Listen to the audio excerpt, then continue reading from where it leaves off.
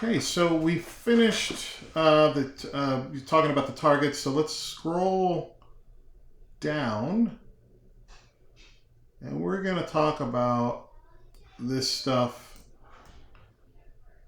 all of this stuff right here. Yeah. So we finished talking about the higher time, or excuse me, the trade reversal, right? So which time frame did we select the reversal on for Apple? We selected it on the 60. So that's the reversal we're going to be trading. But now we need to start figuring out, well, what the reversal is that we want to trade, and what type of continuity do we want, if any, which probably should, if we're following the strat principles, probably should have some continuity in there.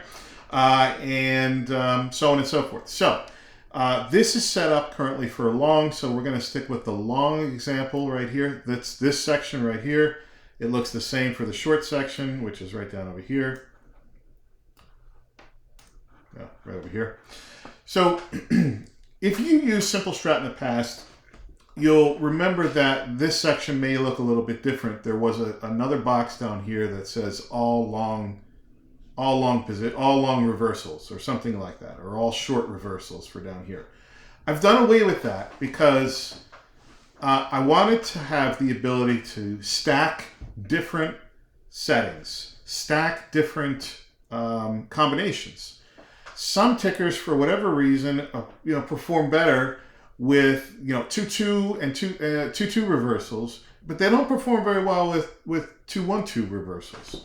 So I now gave us the ability to multi-select any one of these, and it's additive, so you can have more than, you can have as many as you want on here, and it's going to show you results for everything.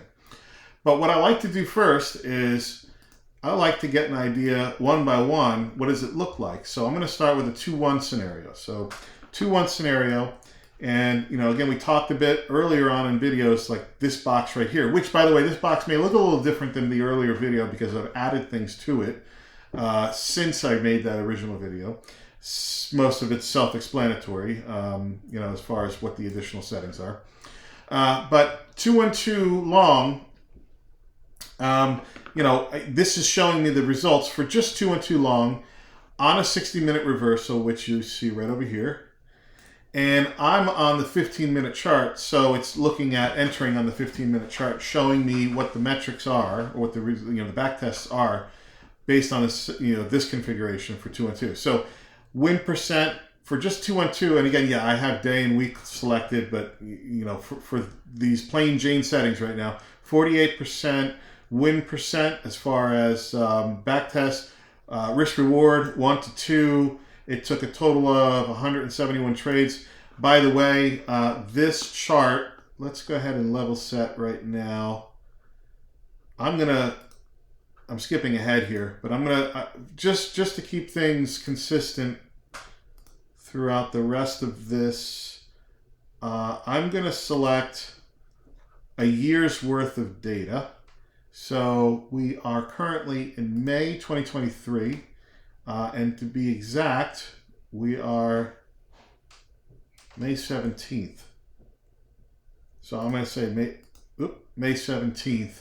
So 1 year ago. This end date is just way far out in the in the future because I don't want to block anything out. But this is a way for us to filter, and I'm skipping ahead. This is a way for us to filter the what trades we want actually to show, so that we're not getting skewed results. So we're looking at a 1 year time frame right now. And when you move different charts, different time frames, the number of bars on the chart may not support all of the higher time frame bars.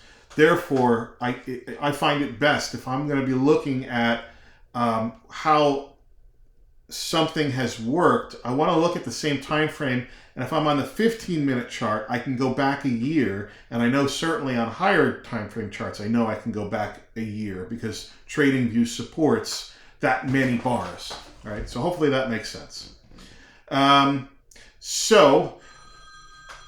Excuse me. So 2-1-2. So now we've limited to a year's worth of data. So there was 50 trades, 48 48%, 1 to 2 risk reward.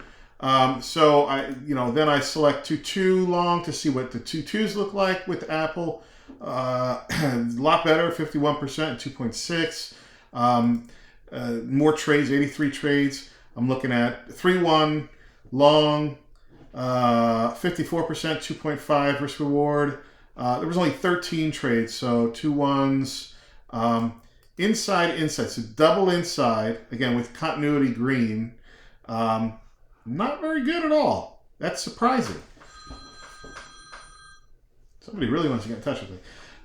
So that's surprising. So double inside doesn't yield that good. It's only 11 trades, so you can't really deduce what really is good only on 11 trades. 3-1 long. So you get the point. But let's say 67% of the time, it's only 9 trades though. So you got to keep that in mind. I mean, we don't have a real good sample when we're only looking at 9 trades.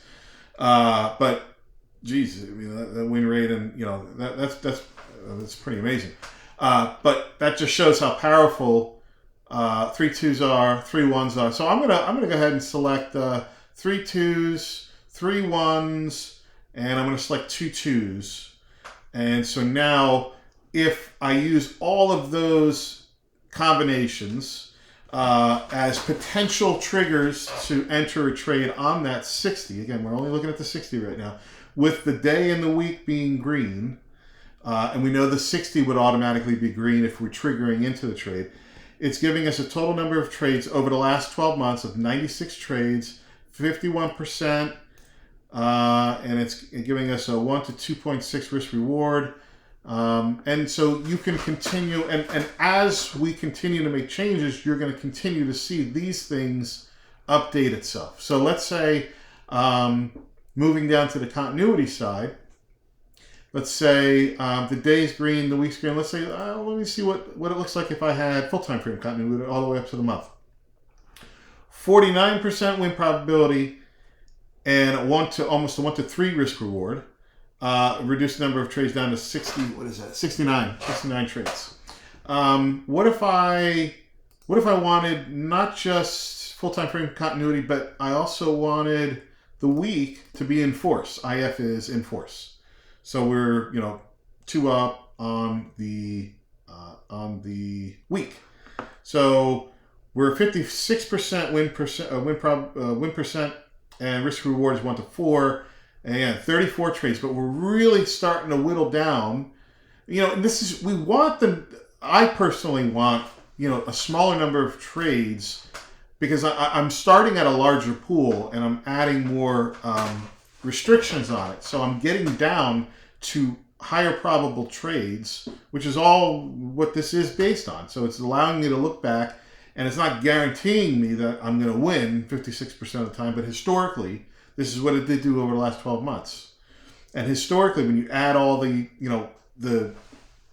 profits up, historically it was a 1 to 4 risk reward across a 1-year period. And so I'm increasing my probability. If I want to put this trade on, I know historically how this trade performed with this ticker. So I'm just going to leave it at day and week. I can skip this section right here because it's, obviously the same thing, but just on the short side. All right. And then one of the next thing that we are going to talk about in the next video is going to be our trail stops, and how to configure those things. Thank you.